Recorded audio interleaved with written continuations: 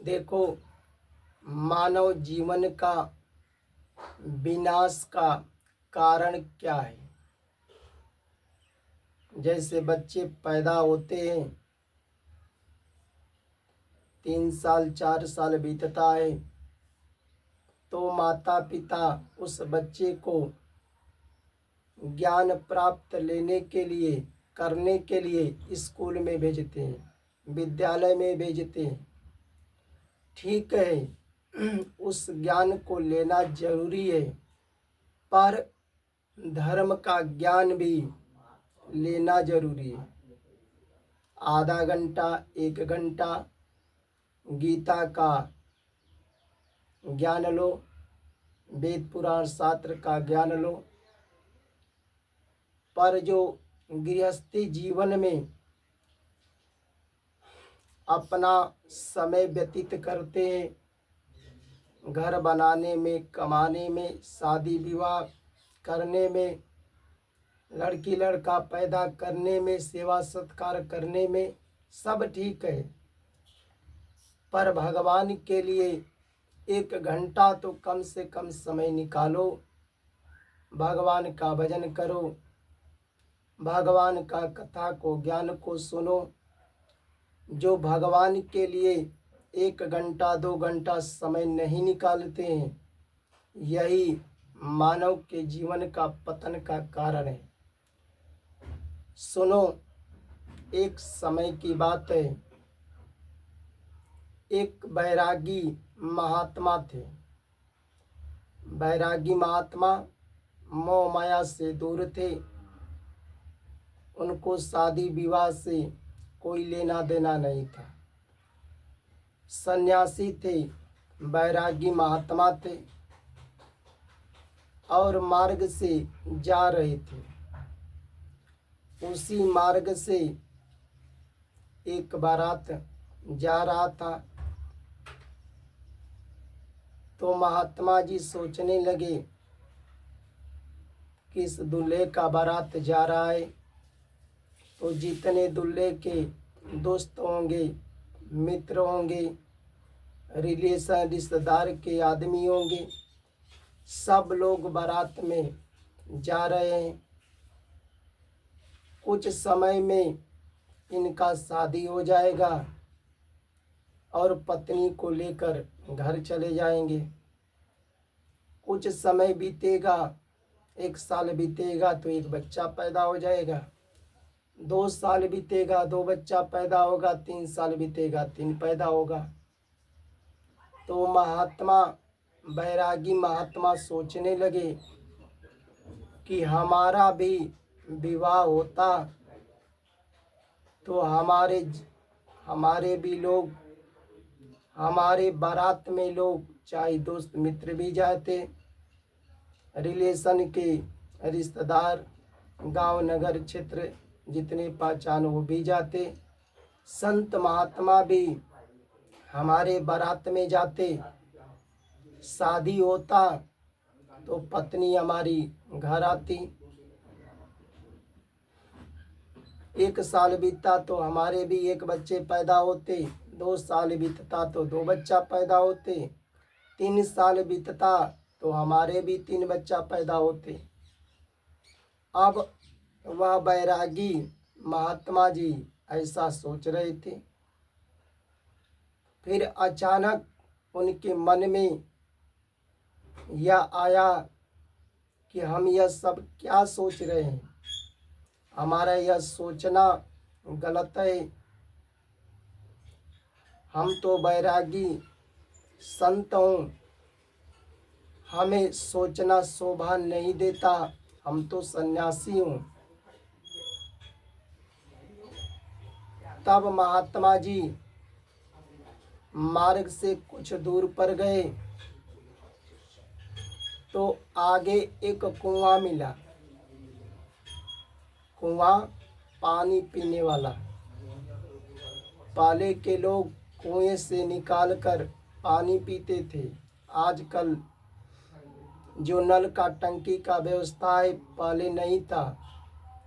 लोग कुएं से पानी को, जल को पीते थे। नहाते थे, खाना भोजन बनाते थे। तो वह कुआं मिला, उसी कुएं पर बैठ गए। गर्मी का मौसम था। चलने से कुछ दूर चल दिए थे, थकान आ गया था, प्यास भी लग गई। तो उस कुएं से पानी निकाल करके पिए और पीने के बाद उसी कुएं पर लेट गए।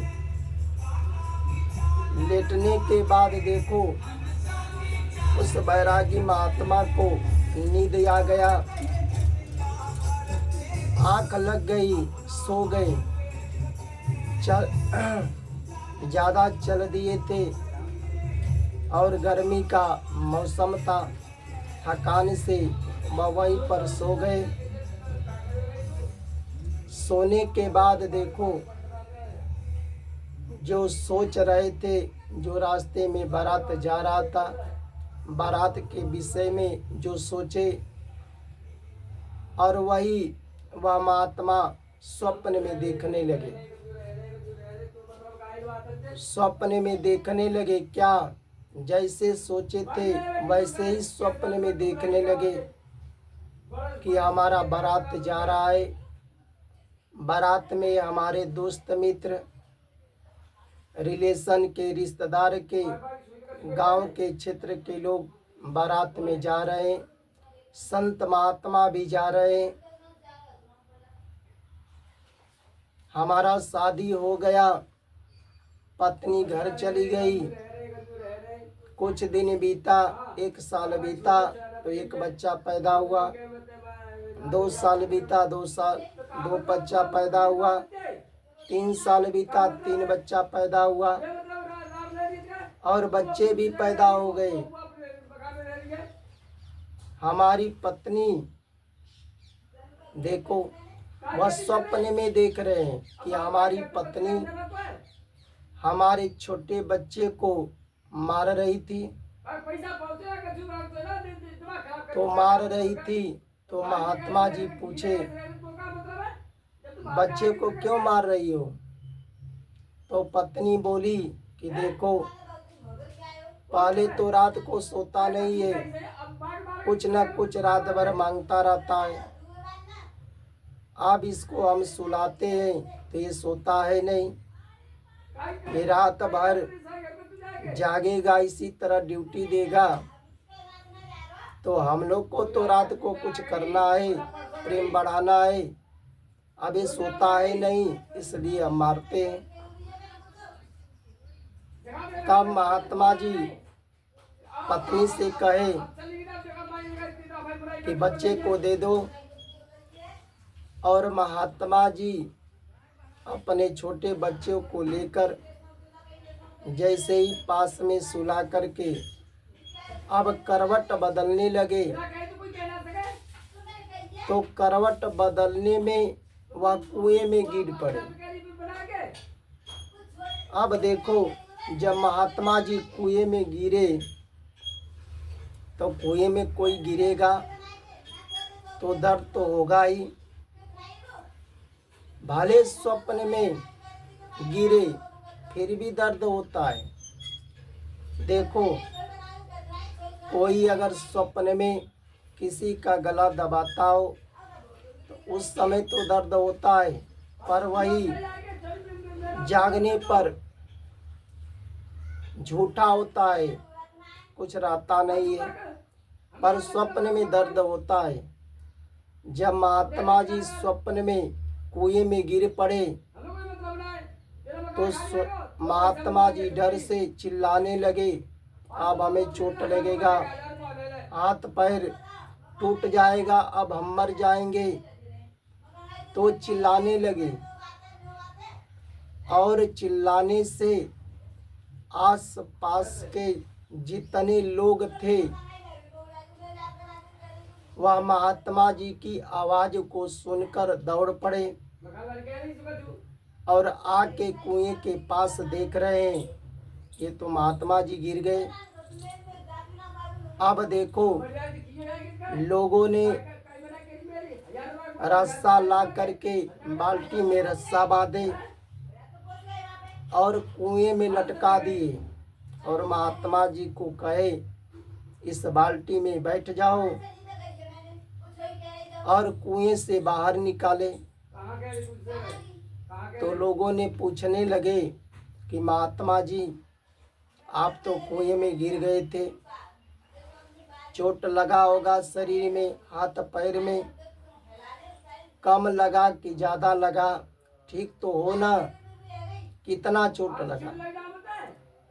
तो जैसे वो लोग पूछ रहे थे महात्मा जी वैसे ही उन लोगों से पूछ रहे थे, अरे भाई तुम लोग को भी चोट नहीं न लगा, हाथ पैर में कितना लगा।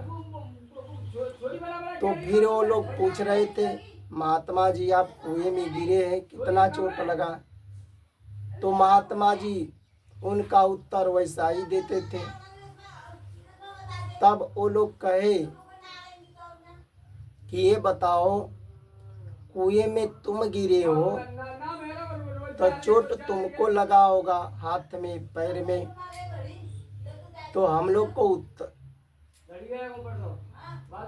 को भी कह रहे कि तुम लोग को भी हाथ पैर में चोट लगा है, कितना, हम लोग थोड़ो कुएं में गिरे हैं। तो वो लोग सोचने लगे कि लग रहा है महात्मा जी के दिमाग में ज्यादा चोट लग गया है, इसलिए विपरीत जवाब दे रहे हैं।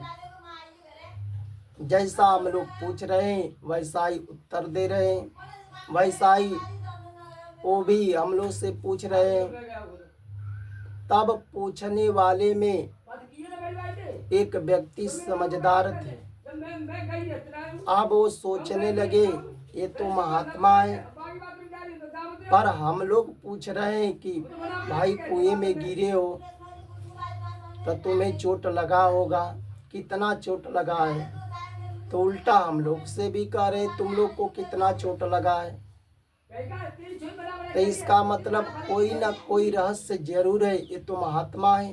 बात क्या है, अब वह समझदार आदमी उस महात्मा जी से पूछने लगे, महात्मा जी हम लोग तो गृहस्थ में रहने वाले हैं, आप महात्मा हैं, धर्म का, वेद का, शास्त्र का ज्ञान है, भगवान से ज़्यादा प्रेम रखते हैं, सत्य सत्य बताइए इसका कारण क्या है। तब महात्मा जी उन आदमियों से कहे जो कुएं से बाहर निकाले, उनसे कहे कि देखो हम एक बैरागी महात्मा हूँ, मोह माया से दूर हूँ, गृहस्थी जीवन से दूर हूँ, हम तो शादी भी नहीं किया, पर एक बारात जा रहा था, उस बारात के विषय में हम सोच लिया, तो हम स्वप्न में हमारा विवाह हो गया। विवाह होने के बाद पत्नी भी आई, 1 साल बीता तो 1 बच्चा पैदा हुआ, 2 साल बीता, 2 सालों 2 बच्चा पैदा हुआ, 3 साल बीता, 3 बच्चा पैदा हुआ। एक दिन हमारी पत्नी हमारे पुत्र को मार रही थी, छोटे पुत्र को, तो हम लेकर के अपने पास सुलाए, करवट बदले तो हम कुएं में गिर गए, तो हमको इतना कष्ट उठाना पड़ा। एक बैरागी साधु होकर और जब से शादी हुआ तब से गिरे तो चोट ही लगा। भगवान का स्मरण करना, तपस्या सब छूट गया। स्वप्न में जब इतना हमें कष्ट मिला, भगवान से साथ छूट गया। तो तुम लोग तो गृहस्थी जीवन जी रहे हो, गृहस्थी जीवन कुएं में गिरे हुए के समान हो।